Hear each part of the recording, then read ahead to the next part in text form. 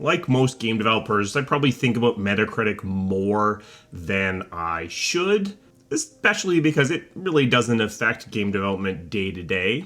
But one of the things that I've been kind of gnawing at for the last, decade or so is to try to think about the categorizations of the different Metacritic. So let's dig into this and scratch at it and see if something unifying comes out the other end.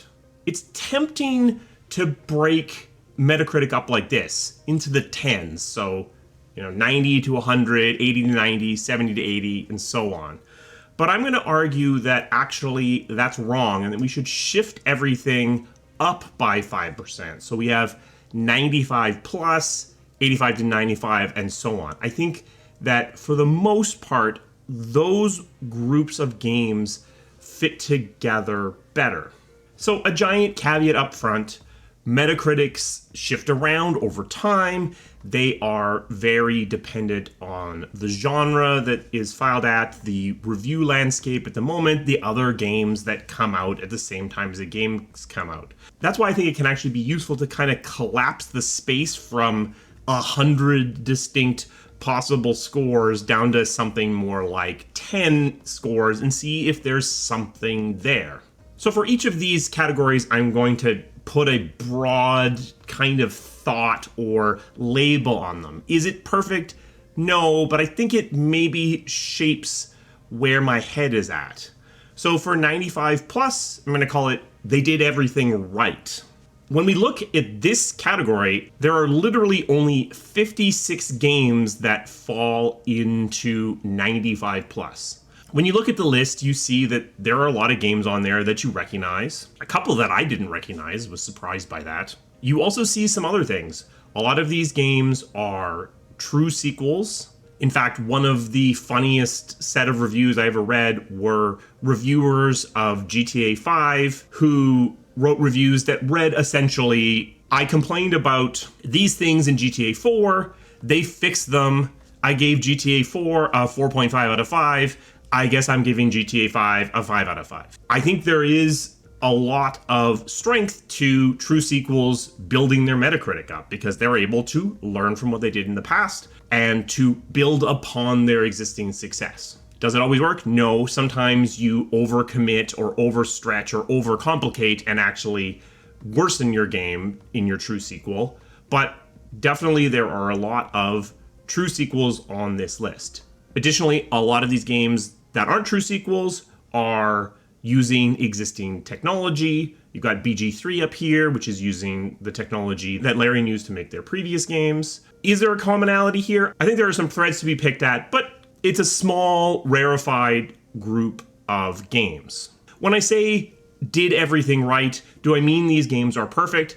That's not what I mean, and I don't exactly even mean that they did everything right, but philosophically, the thing that tends to set these games apart is that when they do a feature, that feature is good. It's not just all right, it's usually good. They could have points of weakness, they could have things that are not super relevant to their game that could be better, but overall, if they're doing something, they're doing it very well. Some games, especially games from Rockstar, are achieving these really high scores in part by just doing everything.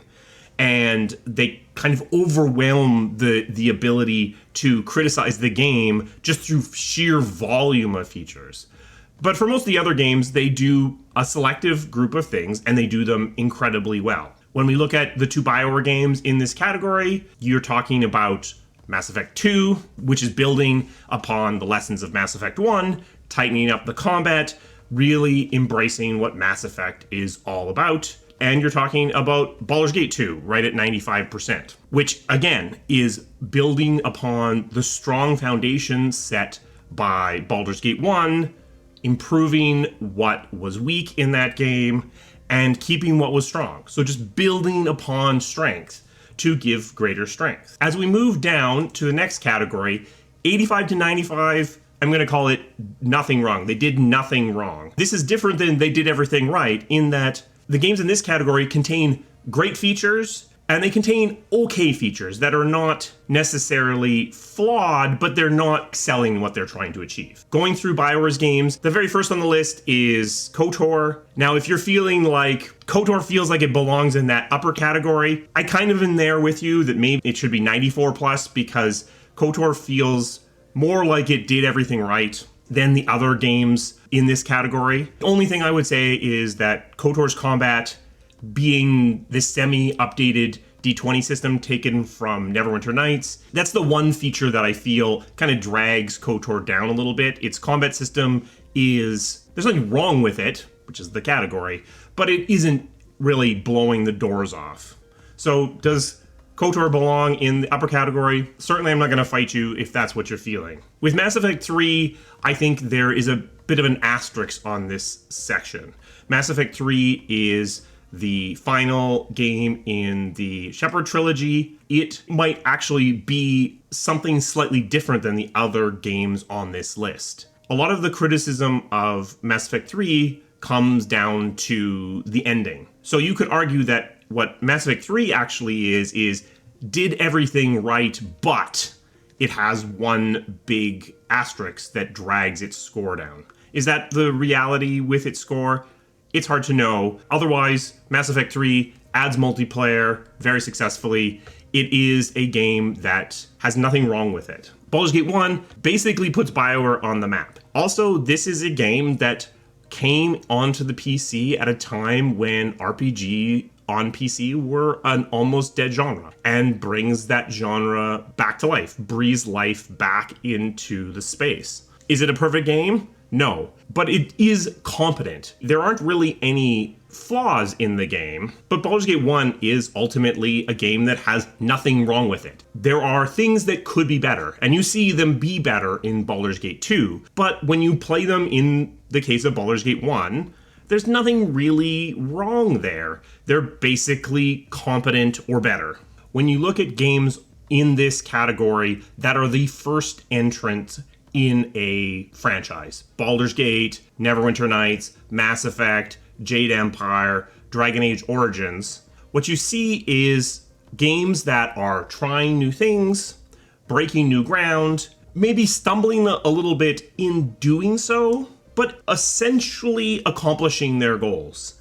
It may not be the smoothest execution, and what you see with the games on this list that then got sequels is usually that score went up because it was able to take what was done, refine it, and polish off the rough edges. Dragon Age Inquisition is a game that is dealing with a complicated history with the franchise. It's coming off the reception of Dragon Age 2, it's switching to a new engine, it's trying to rebuild the franchise to a certain degree. So in a lot of ways, Dragon Age Inquisition is a lot like a new franchise. It is blazing new grounds, it's not executing those things perfectly, its open world certainly leaves a lot of room for improvement, but it doesn't really do anything wrong. Even in its open world execution, it's fine. It's not deeply flawed.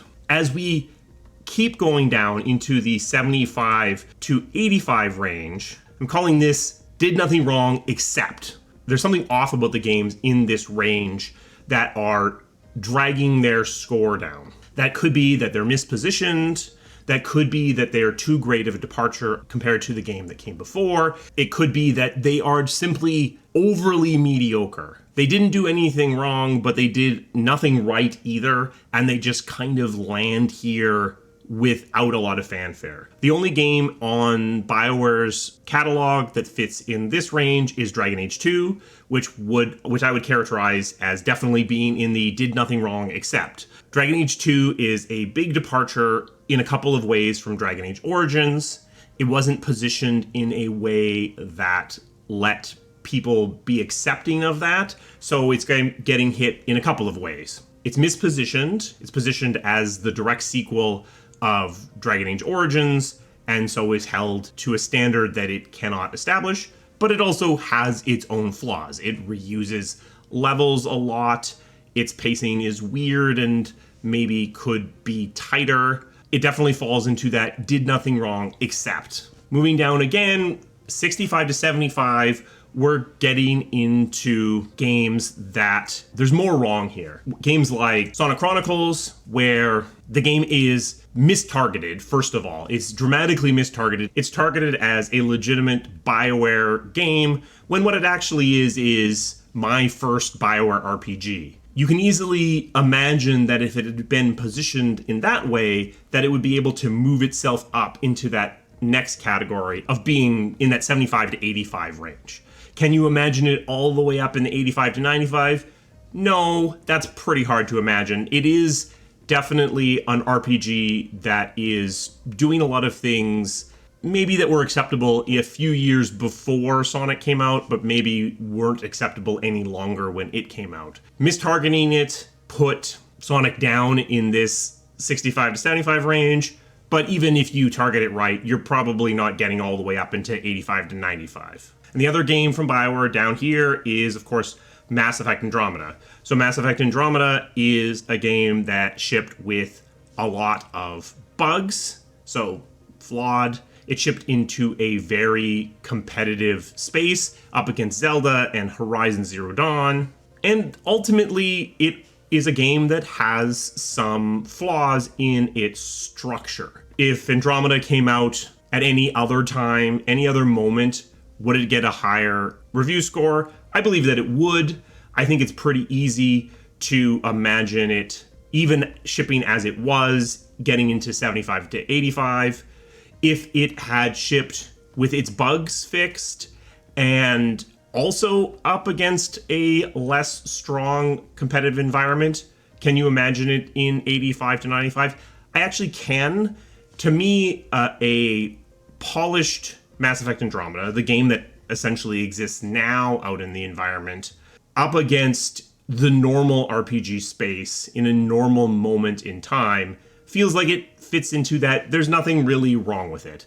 There are flaws, there are bits of its storytelling that could be stronger, but basically it's fine. So it is easy to imagine it as it exists now up in that 85 to 95 category. The last group that we're going to talk about today is down in 55 to 65. In this case, either the game is trying to do something great and failing, or it's somehow missing the expectations of its genre. And this is the reality of Anthem. Anthem is a looter shooter built by a studio that didn't know how to make looter shooters, that at the end of the day is missing the expectations of what a looter shooter is. Is the game broken? No, at launch it was basically stable. It didn't ship with a bunch of bugs. It had a pretty smooth launch from the perspective of network code, but it misses what the expectations were of what a looter shooter was. Some of the positioning for Anthem definitely exasperated this. Myself and Casey both spent a lot of effort making sure that the market was aware that this was not a traditional BioWare game. I think we overcorrected on that, and as a result, got even more looked at through the lens of looter shooter. If the game had been a little bit softer in its positioning and gotten a little bit more attention from the sort of core BioWare audience, could I imagine this score being a little bit higher? I can, because inside of Anthem is an okay BioWare story. It's certainly not BioWare's best story. You don't have romances, but you do have interesting characters. You do have a lot of that storytelling magic that is present in a lot of the other games on this list with much higher scores. Positioning does make Anthem's score worse, but at the end of the day, it is a looter shooter, and it is missing some of the fundamental things that people are expecting from a looter shooter. Anthem definitely has me thinking about how Metacritic shifts between different genres. It's hard to imagine an RPG launching in the state that Anthem launched, having a Metacritic as low as Anthem's. And to some degree, I think that makes sense if you think that RPGs are these collections of story and features that form a whole out of a lot of disparate parts. Whereas a lot of other genres are collections of relatively small numbers of feature that all have to work really well in order for the whole to be acceptable. I believe I talked about this in the Jade Empire retrospective, but early in Jade Empire days, we were looking at Dead or Alive 3 and Kabuki Warriors. Both of these are games that came out about the same time on the original Xbox, and they're both fighting games. One is a mid-80s game, and the other is a high 30s game. At the time, not knowing very much about fighting games, when you play these two games, it's pretty obvious that Kabuki Warriors is a significantly weaker game than Dead or Alive. But it's functional. It has the parts of a fighting game, and not having the sophistication of a fighting game player, it was very difficult for me to differentiate these two to the degree that explained a 45% delta in the Metacritics between these two games. As you think on it, you realize that the actual reason is because a fighting game is about the tightness of the fighting mechanics and the balance of the different things that you can play and the balance of the different classes. And there's not much else there. So if those few things are mediocre, then you fall rapidly down the Metacritic line. Similarly, when the last Medal of Honor game came out, it seems like a competently executed shooter. But competently executed shooter isn't okay. That's a game that hits in the 50s because it's got all the parts and they're all right, but there are other games that do everything so much better, and as a result, it's not okay. So I think that RPGs, by their very nature, the thing that makes RPGs so expensive is this collection of lots of different things that all have to work. But I do also wonder if that same thing that makes RPGs such an expensive genre also, to some degree, maybe protects them from incredibly low Metacritic scores because they are always this collection, this stew of different features, as opposed to many other genres where all of their individual parts have to work so perfectly for the game to even be considered okay. Now, the astute among you probably noticed that when I put up the Metacritics for each of these games, I also left in the user scores. I'm not going to talk about user scores today. I have capital T thoughts about user scores on Metacritic, but there's not enough there in my mind to talk about it in any detail. One thing I'll point out is that I noticed when I was looking at these is the delta between Metacritic and user scores has gotten bigger over time. And I think there are reasons for that. That's a conversation probably for another day. We'll see if we ever get enough of a thesis to actually make a video about it. So there's my sort of 20-minute long ramble about Metacritic through the eyes of BioWare games. Do these categories make sense to you? They kind of make sense to me. I'm probably going to continue picking on this. Like I said, most game devs spend more mind share thinking about Metacritic than we probably should, but it does maybe matter. There is certainly a strong correlation between Metacritic and sales, at least in certain ways. So it kind of matters. Certainly it matters in terms of the perception of your studio. A special thanks to my members. They provide the resources that this channel needs to keep running. If you're interested in becoming a member, there's a link to that down in the description. We also have merch now. I'm wearing the High Tea on the High Seas hoodie, which is a great hoodie. If you're interested in picking it up or something else, there is a link to that below this video as well. Do you think this makes sense? Do you think Metacritic matters? What are your sections of quality? What do you look for when you're buying a game for Metacritic in terms of, I'm willing to give this a shot? Do you look at Metacritic at all, or do you make decisions based on individual reviewers? Or do you make your buying decisions in other ways? Let me know this down in the comments. Do you think all of these BioWare games are getting the scores that they deserved?